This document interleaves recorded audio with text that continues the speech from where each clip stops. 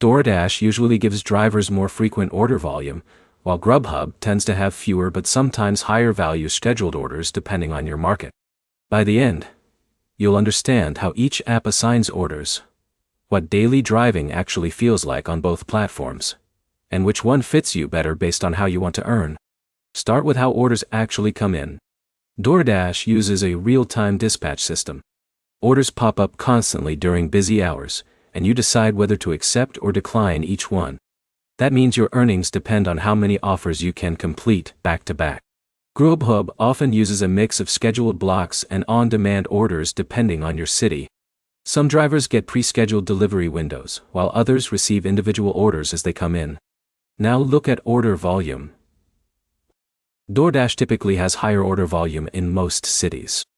That means more chances to stay active during peak times like lunch, dinner, and weekends. Grubhub usually has lower overall volume in many areas, but the orders you do get can sometimes be longer distance or higher payout depending on customer demand and restaurant partnerships. Now, look at flexibility.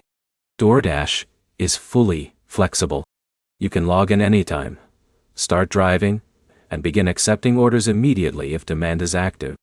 Grubhub can feel more structured in certain markets because of scheduling systems.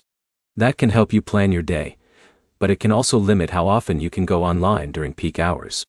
Now look at consistency. DoorDash is more consistent for staying busy in most busy metro areas. You often get a steady stream of offers if you're in a high-demand zone. Grubhub is less consistent in many regions, but it can perform well in specific cities where it has strong restaurant partnerships and customer density. Here's what most drivers miss. DoorDash rewards speed and constant availability. Grubhub rewards timing and market selection more than constant order flow. Now, the simple breakdown. DoorDash is better if you want frequent orders and flexible, fast-paced driving. Grubhub is better if your area has strong demand and you prefer fewer but more planned deliveries.